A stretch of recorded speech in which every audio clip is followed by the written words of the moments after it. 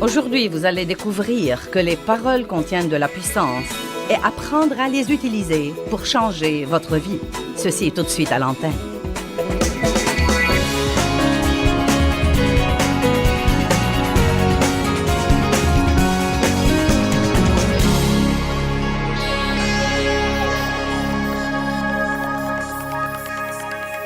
Je crois qu'il y a des messages que nous devons écouter tant que nous sommes vivants, au moins 2 ou 3 fois par an. Même si vous croyez que vous les connaissez, vous devez les écouter plusieurs fois. Et parmi ces messages, les messages sur la pensée, les messages sur la vie dans le fruit de l'esprit sont parmi ces messages aussi, et l'importance de manifester ce fruit. Et il y a des tas de ce genre de messages, mais l'un d'entre eux est l'enseignement sur la bouche. L'enseignement sur la puissance des paroles. Ça me stupéfie. J'y pensais aujourd'hui. Combien d'années je suis allée à l'église? Non, mais des années et des années, sans jamais écouter un message sur la puissance des paroles. Jamais. Pas une seule fois. Donc, j'attristais le Saint-Esprit tout le temps. Je disais des choses qui entravaient complètement les anges qui, d'après la Bible, sont envoyés pour aider les héritiers du salut. Je disais des choses qui les empêchaient complètement de m'aider. Je ne savais pas ce que je faisais parce que personne ne me l'avait dit. Maintenant, il y a probablement des personnes ici ce soir qui n'ont jamais entendu parler de ce que je vais vous enseigner. Beaucoup d'entre vous en ont déjà entendu parler, mais une des choses les plus difficiles, sinon la chose la plus difficile à laquelle nous sommes confrontés tous les jours, c'est d'essayer de contrôler notre bouche.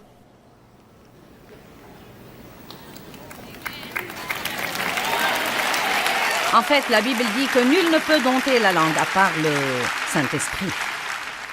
C'est lui qui le fait. Cela ne veut pas dire que le Saint-Esprit va la dompter à notre place, mais que nous devons prier régulièrement et demander l'aide de Dieu là-dessus. Et si vous lisez les psaumes, vous verrez que le roi David faisait ça tout le temps.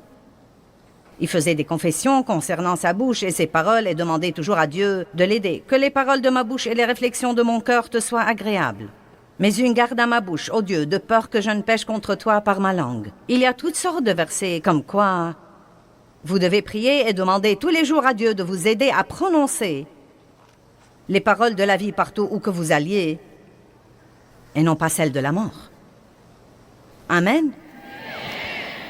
L'autre chose qui arrive quand nous comptons sur le Saint-Esprit pour dompter notre langue, sachant qu'il ne va pas le faire à notre place, je crois que le Saint-Esprit nous le rappellera. L'Évangile de Jean nous dit que le Saint-Esprit nous rappellera des choses. Donc, si vous êtes comme moi, et je suis sûre que nous nous ressemblons tous à bien des égards, vous dites des choses et vous les regrettez, vous savez. Mais si vous vous fiez à Dieu pour vous aider, quand vous dites des choses que vous ne devriez pas dire, vous commencez à avoir une conviction là-dedans que vous devez vraiment, faute d'une autre façon de le dire, vous taire. Amen. Et je vais enseigner là-dessus tout le week-end. Vous dites, tu vas enseigner tout le week-end sur la bouche. Croyez-moi, il y a beaucoup de choses à dire là-dessus. Nous ne manquerons pas d'informations et je ne crois pas que vous allez vous ennuyer. Mais si aucun de vous n'a besoin de ce message, je me le prêcherai à moi-même parce que j'en ai besoin. Le don que Dieu m'a donné est dans ma bouche, mais elle a aussi été mon plus grand problème dans la vie. Et ce n'est pas du tout rare. Donc, nous allons intituler ce message « Les paroles contiennent de la puissance », de même que ce genre ici contient de l'eau ce soir. Les paroles que nous parlons contiennent de la puissance en elles. Et je veux que vous compreniez ça. Chaque parole qui sort de votre bouche a de la puissance en elle. Une puissance créative ou destructive, une puissance positive ou négative. La plupart de nous connaissent Proverbe 18, 21 qui dit « La mort et la vie dépendent de la langue ». Maintenant, c'est un verset sensationnel. La mort et la vie dépendent de la langue. Je crois que je dois faire attention à mes téléspectateurs en ce moment et m'assurer que vous m'aviez bien entendu. La mort et la vie dépendent de la langue. Amen.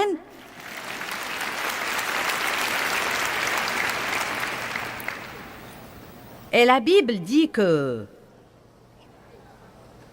Elle nous dit en fait que nous mangerons du fruit de nos paroles, soit pour la vie, soit pour la mort. Donc vous mangez littéralement vos paroles. Elles sortent de votre bouche, passent à côté de votre visage, entrent dans vos oreilles et descendent au-dedans de vous. Donc nos paroles affectent non seulement les autres, mais elles nous affectent également. Maintenant, je crois que nous sommes tous assez intelligents pour comprendre que nous pouvons soit dire quelque chose à quelqu'un qui le rende heureux, soit qui le rende malheureux. Vous comprenez ça, n'est-ce pas? Mais je veux aussi que vous compreniez, nous allons focaliser ce soir sur les paroles elles-mêmes et non pas sur la manière dont nos paroles affectent les autres, ce dont nous parlerons plus tard. Mais je veux vous parler en fait ce soir de l'effet de nos paroles dans le royaume de l'esprit, parce que c'est un domaine auquel nous ne pensons que rarement. Je me souviens, il y a plusieurs années, il y a très longtemps que j'étais dans une situation difficile et je travaillais pour des gens qui étaient difficiles à vivre. Je ne sentais pas qu'ils me traitaient comme il faut. Et plusieurs personnes au travail avaient le même problème que moi. Et donc nous sommes tombés dans le même piège dans lequel tombent les gens, bien que nous soyons chrétiens et... Vous savez, yak, yak, yak, yak, yak, yak, yak, yak, yak. Je n'arrive pas à croire ça, et ce n'est pas juste, et ce n'est pas équitable, et blablabla. Donc Dieu a commencé à s'occuper de moi, et à s'occuper de moi, comme quoi je devais arrêter ces commérages, que je devais arrêter la médisance et le rapportage, et que quand je sens qu'on me traite injustement, je ne dois pas courir le raconter à 3 autres personnes et les provoquer pour qu'elles me racontent les injustices qui leur arrivent, et pour que nous puissions en parler ensemble. Donc... Vous savez, Dieu s'est occupé de moi plusieurs fois et je me suis un peu disciplinée et j'ai arrêté de médire au travail de mon patron. Mais j'en parlais toujours à Dave à la maison car après tout, c'est derrière les portes fermées et c'est privé et c'est mon mari. Nous utilisons cette excuse, vous devez décharger sur quelqu'un. Et donc, Dieu a commencé à s'occuper de moi là-dessus et il m'a dit... Et ce qu'il m'a dit m'a tellement impressionné. Il m'a dit, Joyce, il ne s'agit pas tant de la personne à qui on se confie que des paroles elles-mêmes. Et où que tu sois dans ton problème, moi je t'écoute.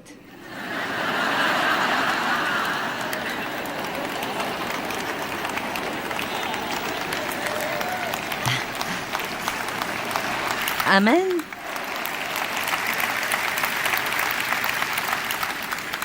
Je vais vous dire quelque chose pour illustrer, et je vais le répéter plusieurs fois ce week-end.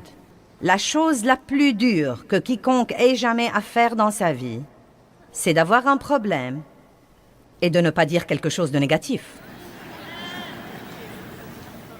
J'ai eu un accès de colère mineure cette semaine. Non pas majeur, mais mineur. Une colère qui a duré 5 à 7 minutes. Mais quand j'ai fini, j'ai dû me repentir de mes commentaires négatifs et de mon attitude négative. Et je me suis dit que c'était drôle car je me préparais à prêcher là-dessus. Vous savez, le diable aurait aimé que je culpabilise trop pour monter en chair et prêcher là-dessus, mais je ne supporte pas ces trucs, donc je vais vous le dire carrément, vous savez. Je dois combattre ça comme tous les autres. Mais vous savez ce que j'ai décidé dans ma vie? La bonne nouvelle est qu'il y a 10 ans, ma colère aurait duré 3 semaines.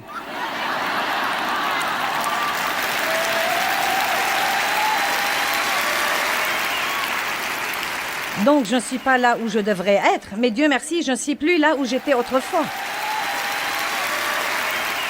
Je fais des progrès. Et vous savez, quand nous piquons une crise de colère, nous disons les choses les plus stupides qu'on puisse dire. Non, mais des trucs vraiment stupides. Par exemple, « Personne ne m'aime ».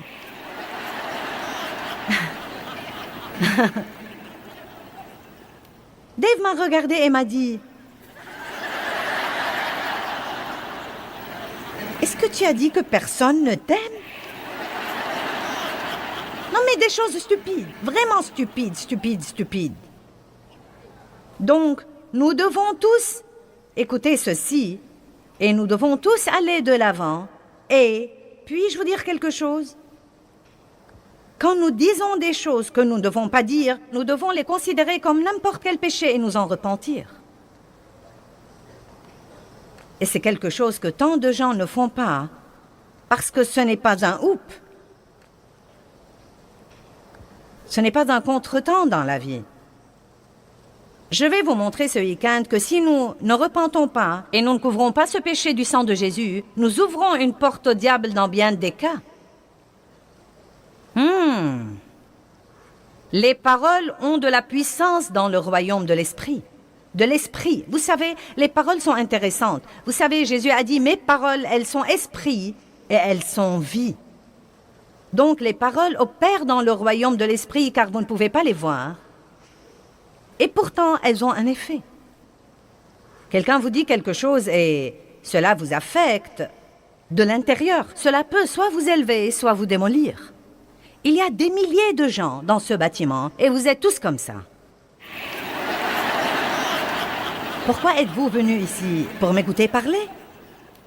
Pourquoi? Parce que je dis à haute voix les paroles de Dieu et vous avez vous-même expérimenté que la parole de Dieu peut sûrement changer votre pensée et changer votre point de vue et changer votre attitude et changer votre vie.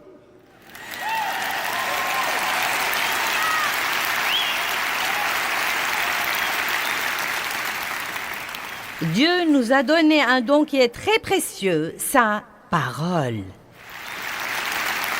La parole de Dieu est le plus grand don que nous ayons. Et que vous le sachiez ou non, vous avez déjà écouté beaucoup de la parole ce soir. Nous avons chanté la parole, nous avons exhorté avec la parole. Même quand je vous ai parlé de notre matériel spirituel, j'ai dit que ce matériel contenait la parole pour que vous puissiez le prendre chez vous sur une bande et continuer à être élevé et changé. La Bible nous dit que Dieu a un bon plan pour votre vie, mais que votre pensée doit être complètement renouvelée par la parole de Dieu pour voir ce plan se réaliser. Je rends grâce à Dieu pour sa parole.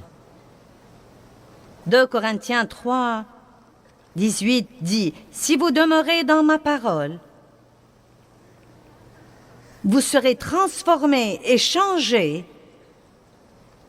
en l'image de Dieu, de gloire en gloire en gloire. » Jésus dit, si vous demeurez dans ma parole, vous connaîtrez la vérité, et la vérité vous affranchira et vous libérera. Il y a tant de merveilleuses promesses concernant la parole. Parlons des paroles que nous parlons et des anges. Combien d'entre vous croient que Dieu vous a assigné des anges dans votre vie pour vous aider et vous protéger?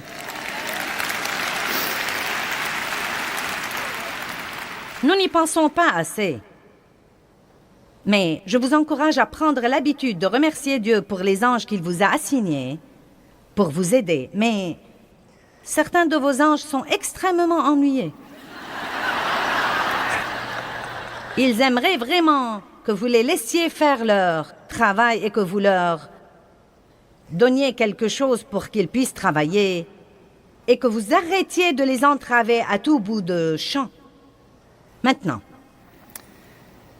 Psaume 103, 20. Bénissez l'Éternel avec amour, avec reconnaissance, vous ses anges, qui êtes puissants en force et qui exécutez ses ordres en obéissant à la voix de sa parole.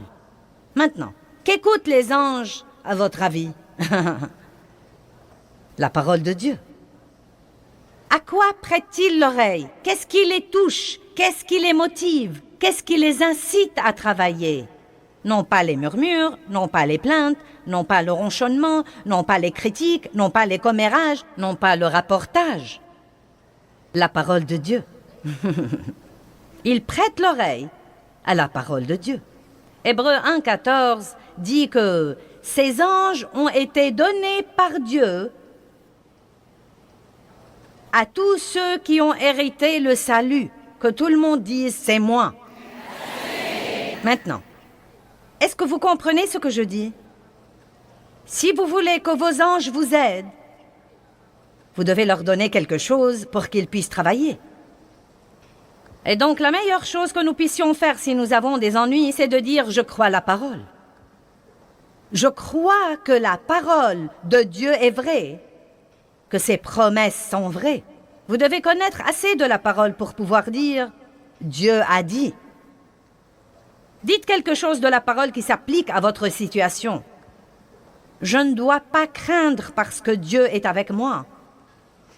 Ou bien, selon le cas, Dieu pourvoira à tous mes besoins selon ses richesses en gloire par le Christ.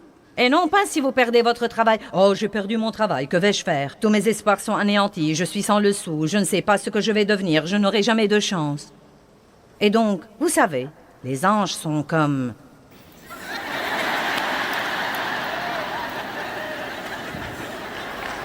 Allez, donne-nous quelque chose pour pouvoir travailler. Est-ce que vous comprenez? Veux-tu me donner un petit quelque chose pour que je puisse travailler? Dis quelque chose pour que je puisse travailler. Vous pourriez donc essayer de dire quelque chose comme « Bien, j'ai perdu mon travail.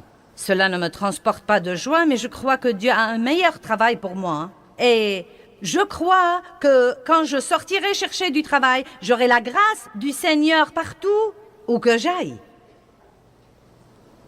Je me fie complètement à Dieu, j'ai des anges. Seigneur, libère-les et laisse-les ouvrir des portes pour moi en ce moment. Ces anges seront heureux parce qu'ils pourront vous aider et travailler pour vous. Amen. Maintenant, je vais vous le dire en avance. Quand vous êtes vexé, bon sang, c'est dur. Parce que tout en vous veut parler de ce que vous ressentez.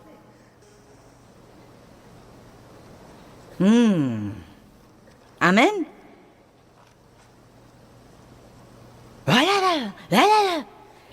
J'en ai vraiment assez. Et si vous avez quelqu'un autour de vous qui essaye de vous calmer, vous aurez envie de le gifler. Non. Et je vais vous dire ce que je déteste. Que quelqu'un de ma famille me dise « Eh bien, je connais une dame pasteur qui dit... »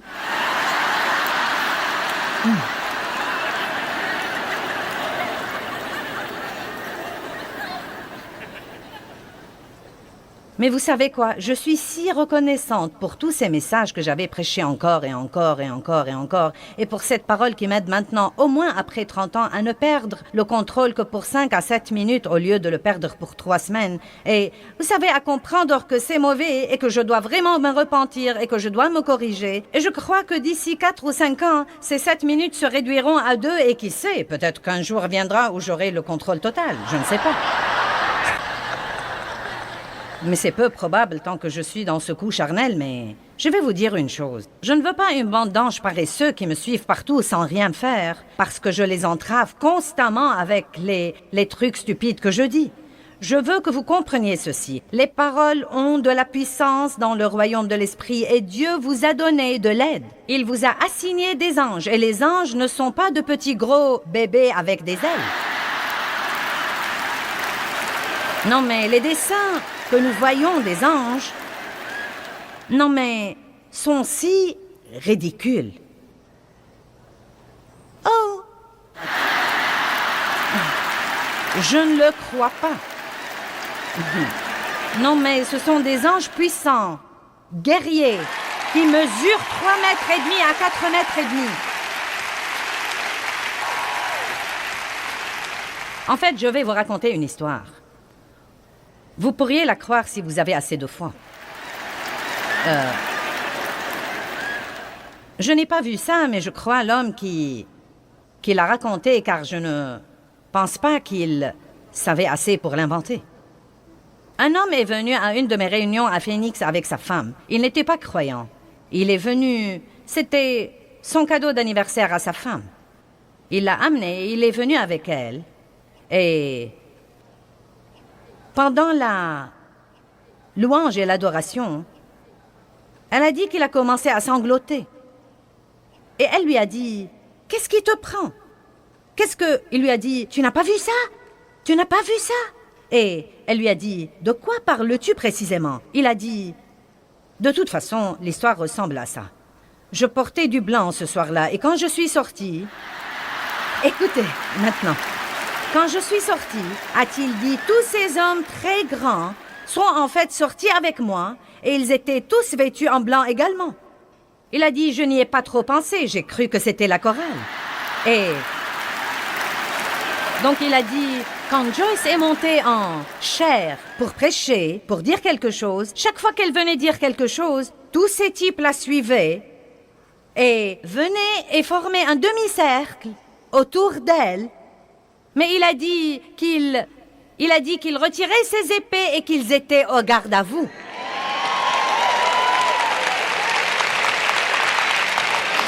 Pendant que je prêchais. Eh bien, ce type a été sauvé. Je le dis sans aucun doute. Et comme je l'ai déjà dit, je ne sais pas ce que vous en pensez, mais ça avait un effet spectaculaire sur ce type. Et je me suis dit, waouh! Bon sang, si seulement nous pouvions nous rendre compte que nous ne sommes pas seuls, que nous ne sommes pas tous seuls, et que Dieu a dit, ne craignez pas parce que je suis avec vous, où que vous soyez, et je... Bon Dieu!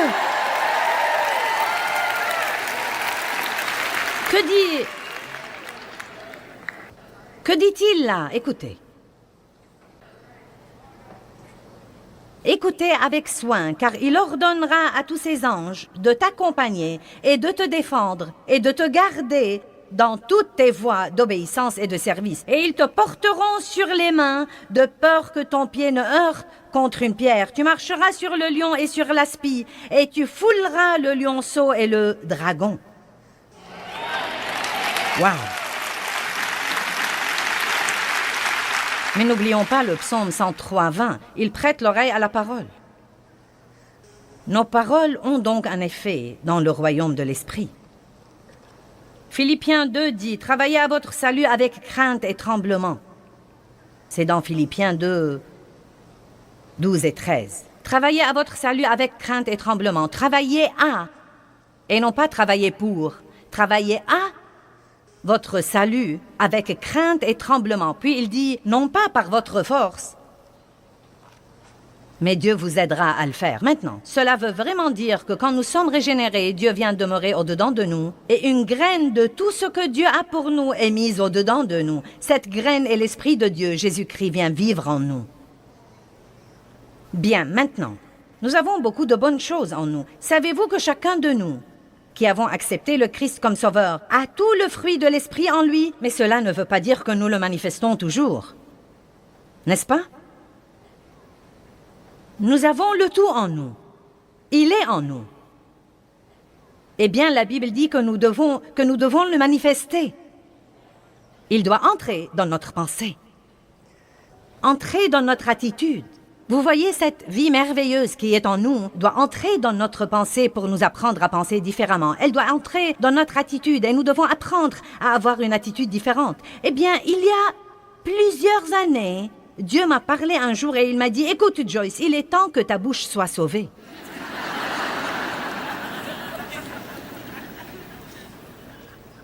Mon salut n'avait pas encore atteint ma bouche.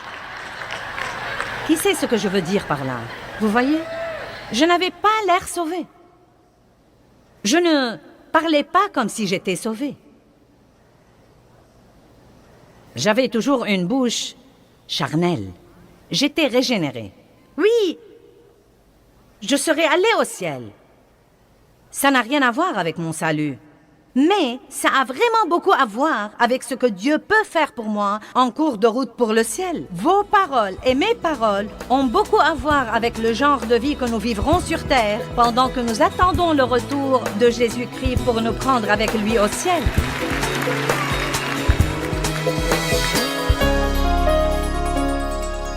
Eh bien, Jacques 4,2 dit « Vous n'avez pas parce que vous ne demandez pas ». Et ça m'a vraiment changé la vie quand j'ai découvert que je ne devais pas travailler aux choses et essayer de faire qu'elles se produisent et que je pouvais les demander à Dieu.